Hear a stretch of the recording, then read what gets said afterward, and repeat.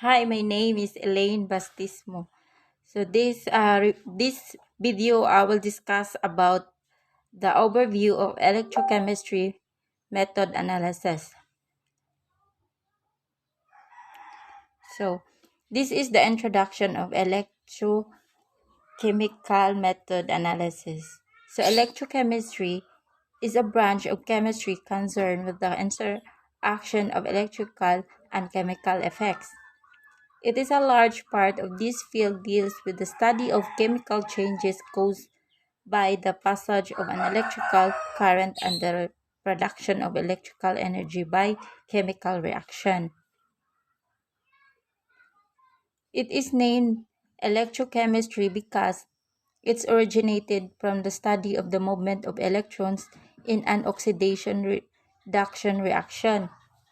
So electrochemical methods are analytical techniques that use a measurement of potential charge or a current to determine an analyte concentration or to characterize an analyte chemical reactivity.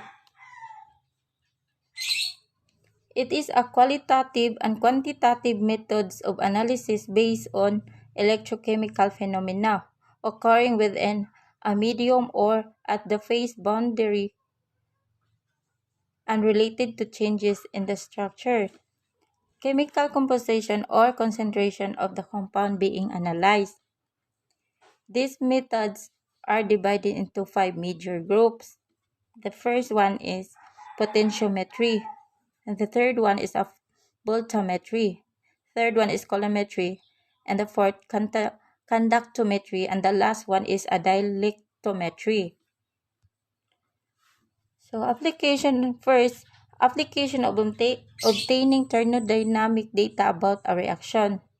To generate an unstable intermediate such as radical ion and study its rate of decay or it is a spectroscopic properties.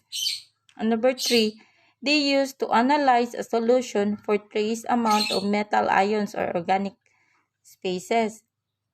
And the last one is the electrochemical properties of the system themselves are of primary interest, for example, in the design of a new power source or for the electrochemical methods have been developed. So, type of electrochemical techniques. So, they have two type of electrochemical techniques. First is a black techniques or bulk techniques. Interfacial techniques. So, the bulk techniques, in which we measure a property of the solution in the electrochemical cell. An example is the measurement of a solution conductivity, which is proportional to the total concentration of dissolved ions. So, interfacial techniques in which the potential charge or current depends on the spaces present at the interface between an electrode and the solution in which it's set. An example is the determination of pH using a pH electrode. So, despite the difference in instrumentation, all electrochemical techniques shared several common features. First, the electrode. The electrode is a potential determines the analyte form of an electrode surface. So, the second, the concentration of analyte at the electrode's surface may not be the same as its concentration in bulk solution. Third is a current is a measure of the rate of the analyte, oxidation, reduction. And the fourth one is we cannot simultaneously control current and potential. So, interfacial electrochemical techniques. So, the interfacial electrochemical techniques is divided into static techniques and dynamic techniques. So, static techniques, the current is not passed through the analyte solution. Potentiometry in which we measure the potential of an electrochemical cell under static conditions, is one of the most important quantitative electrochemical methods. So, dynamic techniques in which we allow current to flow through the analyte solution. It comprises the largest group of interfacial electrochemical techniques, or coulometry, in which we measure current as a function of time, amperometry, and voltammetry, in which we measure current as a function of a fixed or variable potential. So, these are the family tree highlighting a number of interfacial electrochemical techniques. So, the specific techniques are shown in red color. It is a specific techniques. While the blue one, experimental, it's called experimental condition. And the green one is analytical signals. For example, this one, static techniques and dynamic techniques, it is an experimental condition. So these are potentiometry, control current coulometry, this amperometry, control potentiometry. So this called as a specific techniques. So while this one, measure A, this one is a measure A, measure I versus T, measure I versus T. This one is a analytical signal. So, controlling and measuring current and potential. We cannot simultaneously control both current and potential. If we choose to control the potential, then we must accept the resulting current, and we must accept the resulting potential if we choose to control the current. So the second electrode, which we call the counter electrode, completes an electrical circuit and provides a reference potential against which we measure the working electrode's potential.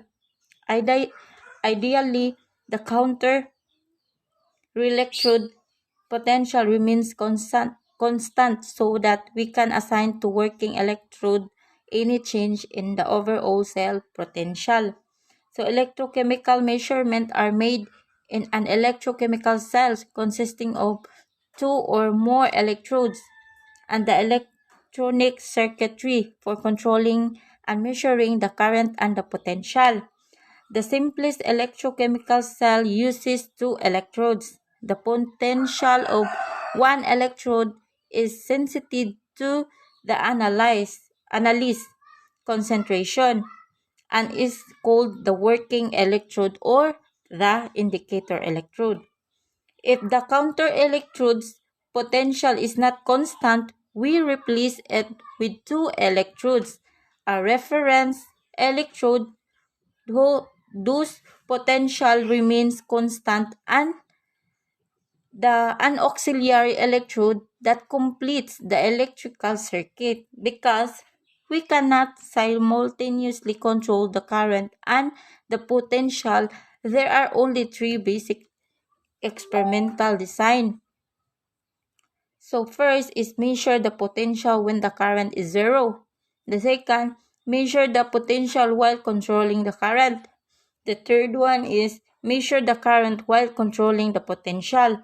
So each of these experimental design relies on Ohm's law, which states that a current I passing through an electrical circuit of resistance, so R generates a potential of A. So this one, A equals IR. So each of these experimental designs uses a different type of instrument. So type of electrochemical methods, they have four. First is a potentiometry methods. It measures the potential of a solution between two electrodes. The potential is then related to the concentration of one or more analytes. The cell structures used is often referred to as an electrode even though it actually contains two electrodes, an indicator electrode and a reference electrode. So potentiometry usually uses electrodes made selectively sensitive to the ion of interest, such as fluoride selective electrode rather. The most common potentiometric electrode is the glass membrane electrode used in a pH meter. So for the second type of electrochemical methods is a voltammetry method. Is based on the applies as constant or varying potential at an electrode surface and measures the resulting current with a three-electrode system. So voltammetry, with its variety of methods, constitutes the largest group of electrochemical methods of analysis and is commonly used for the determination of compounds in solution. For example, the fallarography and amperometry. So, colorimetry methods, based on the measurement of the amount of material deposited on an electrode in the course of an electrochemical reaction in accordance with Faraday's law. A distinction is made between the colorimetry at constant potential and colorimetry and constant current.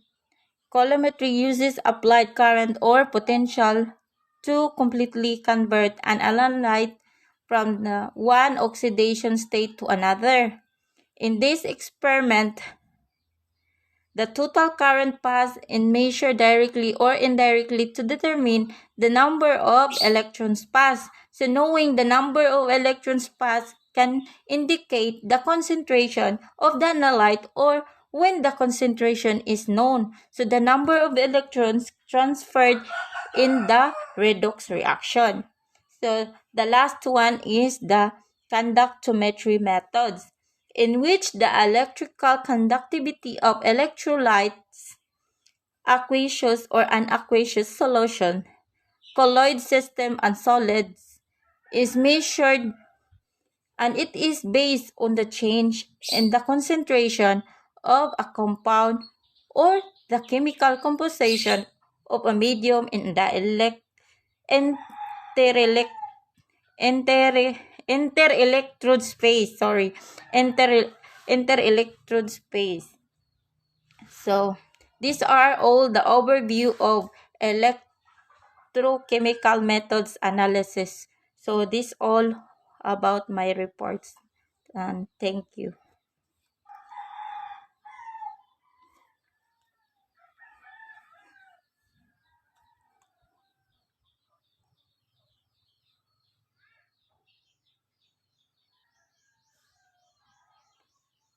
And that's all.